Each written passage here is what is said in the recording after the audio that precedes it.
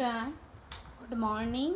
Student, take page number 12 in your GK book. Fun with words. Fun करना है, हमें पढ़ना भी है, साथ में फन भी करना है. सो क्या करना है? Exercise A. Add two letters before each word to form new words with these clues. Clues दिए हुए हैं, उसमें आगे कुछ टू वर्ड्स ऐड करो. इससे एक लेटर ऐड करोगे तो एक वर्ड बन जाएगा. ओके. फर्स्ट है frown, a facial expression showing anger, worry और डीप थॉट. फ्राउन किसे बोलते हैं? जो हमारे फेस पर एंगर, गुस्सा, वरी, चिंता, डीप थॉट, ज़्यादा थिंकिंग कर रहे थे वो दिखता है, उसको बोलते हैं. वो जो फेस का फीचर होता है उसको बोलते हैं फ्राउन. ओके. जो आपको पिक्चर 1 में दिखाया वैसा फेस. फिर है beside, that is the next to at the side of the something और समबडी. बिसाइड है ना, उसके पीछे. थर्ड है extend, opposite side of short end. Short end means to का, ज़्यादा नहीं, और एक्सटेंड मीन्स लंबाई में ज़्यादा है. एक्सटेंड करो, ज़्यादा विस्तार उसका.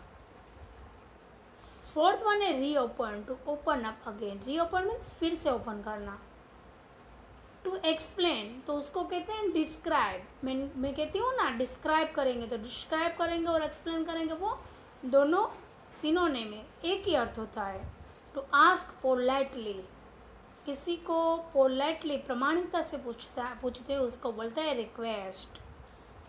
उसके बाद 7th नंबर पे है टू रिस्पॉन्ड टू समथिंग और समबडी. कोई व्यक्ति या कोई चीज़ हमें कुछ कहती है, सामने वैसा हम उसको प्रतिभाव देते हैं, उसको बोलते हैं रिएक्ट. 8 नंबर पे है to show something that is the hidden. ऐसी चीज़ जो छुपी हुई हो और वो शो ऑफ हो जाए तो उसको क्या कहते हैं? एक्सपोज. जो हमारा सीक्रेट हो जाए, वो खुल जाता है ना, उसको बोलते हैं expose. To go on a board a ship, embark.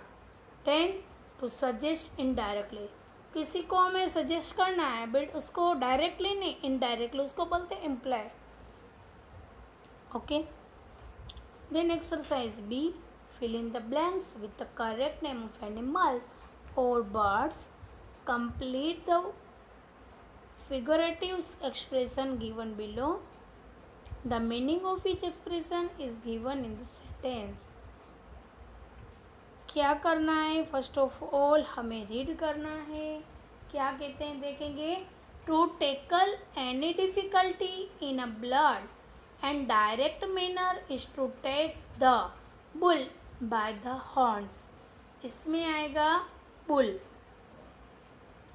Second number पे if you give out a secret you let the cat out of the bag. ये क्या है? ऐसी फिगरेटिव एक्सप्रेशन है. If you prevent other from the using what you do not और can not use yourself you are being a dog in the manger. When a person loses a valuable sources of income because of greed, कोई अपनी लालच में अपनी ज़्यादा income होता है, उसका जो सोर्स होता है उसमें लॉस जाता है. He is said to have killed the goose that laid the golden egg. उसने ऐसे गूस को मार डाला जो गोल्डन एग देता था. When you act treacherously and play on both sides, you run with the hare and hunt with the hounds. ये type of कहावत है. इफ़ यू सस्पेक्ट समथिंग, अगर आपको किसी पे शंका है, यू स्मेल अ रेड, तो आप एक चूहे की तरह उसको पहचान लेते हो. एन एनिमी वो strikes under a cover in a snake in the grass. Enemy को कैसा मानते हैं? स्नेक, जो ग्रास में स्नेक होता है वैसा. फिर पेज को टर्न करो. पेज नंबर 13 पे जो ग्रेट इंडियन राइटर्स, हमारे इंडिया के ग्रेट महान राइटर्स हैं, उनके अबाउट कुछ ना कुछ डिटेल दी हुई है, उसको रीड करना है, देन लिखना है। फर्स्ट में है रविंद्रनाथ टैगोर। सो लिखा हुआ है कि he founded a residential school which later acquired the status of a university. What is it called and where is located. तो रविंद्रनाथ टैगोर ने जो एक यूनिवर्सिटी को फाइंड किया, उसके फाउंडर है वो, तो उसके नेम क्या था, तो वो था विश्व भारती। फिर बी में वी.बी. येट्स, वो वॉज एन इंग्लिश पोएट।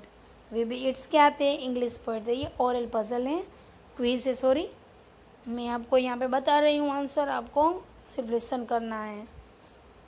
वो एक पोएट मीन्स कवि थे वी.बी. येट्स। सी में है he received the Nobel prize for the literature of his work Gitanjali. Which year was this. Gitanjali नाम की एक बुक है, बड़ा साहित्य है, उसमें उनको अवार्ड मिला था। वो साल कौन सी थी, तो 1913।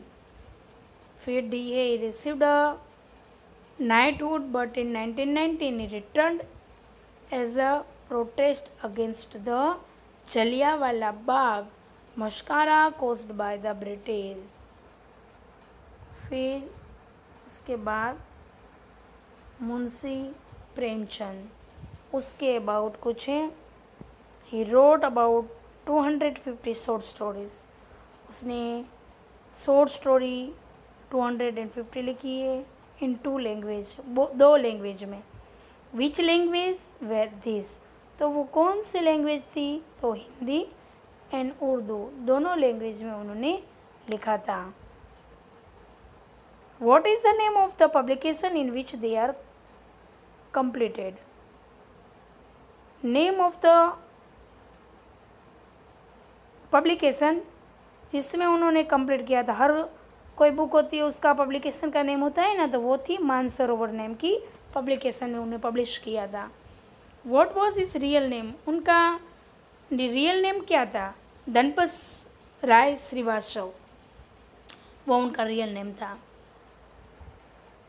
फिर डी में है he started using the name Munshi Premchand after his short story collection Soz e Watan was banned, who banned it. Soz e Watan नाम की उनकी जो बुक थी वो बैंड हो गई, तो उनके नाम किसने बैंड की थी, तो British governor before India's independence. India जब इंडिया को स्वतंत्रता मिली उससे पहले की बात है ये। फिर सुब्रमण्यम भारती के डिटेल्स है कुछ। He was a great poet and a writer of the Tamil language.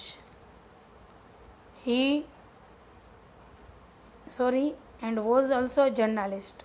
He was born in 19th century and died in only 38 के थे तब उनकी डाइड हो गई। Name the Holi text that he translate into his mother tongue, तो वो थी Bhagavad Gita and वैदिक हंस।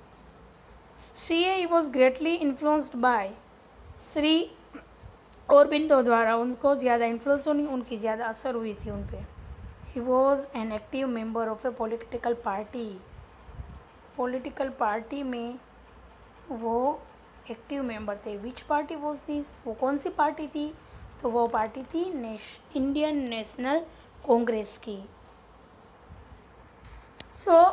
इस तरह मैंने जितने भी डिटेल्स आपको बताई ग्रेट इंडियन राइटर्स के अबाउट, वो हमारे ग्रेट इंडियन राइटर्स थे और वो उनकी डिटेल्स थी जो मैंने आपको बताई।